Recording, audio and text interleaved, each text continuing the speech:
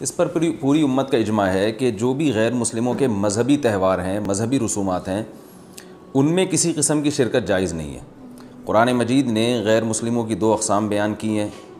لا ینہاکم اللہ عن الذین لم یقاتلوکم فی الدین ولم یخرجوکم من دیارکم ان تبروہم، کہ وہ غیر مسلم جو تمہاری دشمن نہیں ہیں، جنہوں نے تمہیں گھروں سے نہیں نکالا، تم پر ظلم زیادتی نہیں کی، تو اللہ تعالیٰ تمہیں منع نہیں کرتا کہ ان سے اچھا سلوک کرو، بلکہ اللہ تمہیں حکم دیتا ہے کہ ان کے ساتھ اچھا سلوک کرو، کیونکہ اللہ تعالیٰ انصاف کرنے والوں کو پسند کرتے ہیں۔ خود رسول اللہ صلی اللہ علیہ وسلم کی سیرت میں آپ صلی اللہ علیہ وسلم نے یہودیوں کی، جو آپ کے یہودی پڑوسی تھے، ان کی عیادت بھی کی ہے، اور آپ صلی اللہ علیہ وسلم کی جو زوجہ حضرت صفیہ، ان کے رشتہ دار یہودی تھے، وہ ان کو ہدایہ تحفے بھیجا کرتی تھیں۔ تو غیر مسلم جس سے جنگ نہ ہو، اس کے بارے میں اچھا سلوک کا حکم ہے، اس کو ہدایہ دینا، اس کو تحفے دینا، اس پہ صدقہ کرنا بھی جائز ہے۔ لیکن اس کی ایک باؤنڈری ہے، وہ یہ ہے کہ ایسا نہ ہو کہ آپ ان کے مذہبی معاملات میں، ان کی مذہبی رسومات میں شرکت کرنا شروع کر دیں، کیونکہ کسی بھی طرح سے ان کے مذہب کو اپریشیٹ کرنا، اس کی حوصلہ افزائی کرنا جائز نہیں ہے، کیونکہ یہ اس کی علامت ہے کہ آپ کو اپنے برحق ہونے پر اطمینان نہیں ہے۔ لوگ یہ کہتے ہیں کہ وہ بھی تو ہماری عید میں شریک ہوتے ہیں، تو دیکھیں ان کے مذہب میں یہ اجازت ہے کہ ہماری عید میں اور ہمارے تہوار میں شریک ہوں، ہمارے مذہب میں اجازت نہیں ہے، تو ہم تو اپنے مذہب کو فالو کریں گے۔ ہمارے مذہب میں کرسمس ہے یا جو بھی ان کے مذہبی تہوار ہیں، ان میں کسی بھی قسم کی شرکت کی ہمیں شریعت میں اجازت نہیں دی ہے۔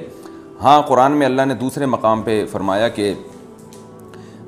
اس کی گنجائش دی ہے کہ الا ان تتقوا منہم تقاہ، کوئی خطرہ ہو، اندیشہ ہو، آپ ایسی جگہ پہ رہتے ہیں جہاں غیر مسلموں کا غلبہ ہے،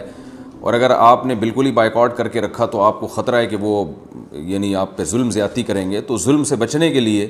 یا زیادتی سے بچنے کے لیے جس حد تک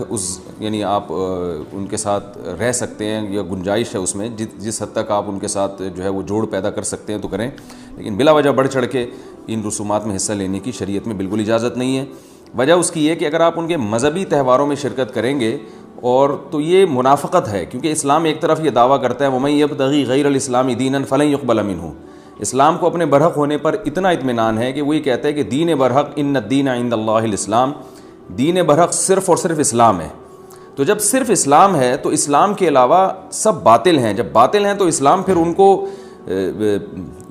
کو اپریشیٹ کرنے کی کسی صورت میں اجازت نہیں دے سکتا۔ تو اسلام نے غیر مسلم کے ساتھ حسن سلوک کا حکم دیا، مگر اس کے مذہب کے معاملے میں 2 ٹوک بتا دیا ہے کہ کسی قسم کی مذہبی رسوم میں ہم ان کے ساتھ شریک نہیں ہوں گے، بائیکاٹ کریں گے، اور ہم یہ کہیں گے کہ لکم دینکم ولی دین، آپ کے لیے آپ کا دین ہے، ہمارے لیے ہمارا دین ہے۔ اور اس بارے میں صحیح حدیث بھی ملتی ہیں۔ حضرت انس بن مالک رضی اللہ تعالیٰ عنہ فرماتے ہیں کہ ہم مدینہ میں تھے، ایک خاص تہوار تھا جو شروع سے اہل عرب کا چلا آ رہا تھا، ہم وہ تہوار منایا کرتے تھے، تو آپ صلی اللہ علیہ وسلم نے ہمیں اس تہوار سے منع کر دیا، اور آپ صلی اللہ علیہ وسلم نے فرمایا کہ اللہ تعالیٰ نے ہمیں اس کے بدلے میں 2 تہوار دے دیے ہیں، ایک عید الفطر اور عید الاضحیٰ۔ تو آپ نے یہ نہیں کہا کہ مسلمانوں کا تہوار عید الفطر اور عید الاضحیٰ ہے تو یہ بھی مناؤ، اور وہ پرانا جو آ رہا ہے چلو وہ بھی مناتے رہو، اس کو منع کر دیا، اور فرمایا کہ جب اللہ نے ہمیں بدلے میں اس سے اچھے تہوار دے دیے ہیں تو اب ہم ان تہواروں کو نہیں منائیں گے۔ تو تہوار کو منانا یہی ہوتا ہے کہ آپ ان کے ساتھ مٹھائی میں شریک ہو جائیں یا ان کے ساتھ رنگ رلیوں میں شریک ہو جائیں، کسی بھی طرح سے شرکت ہوگی تو وہ منانا ہی کہلائے گی، لہذا اس کی اجازت نہیں ہے۔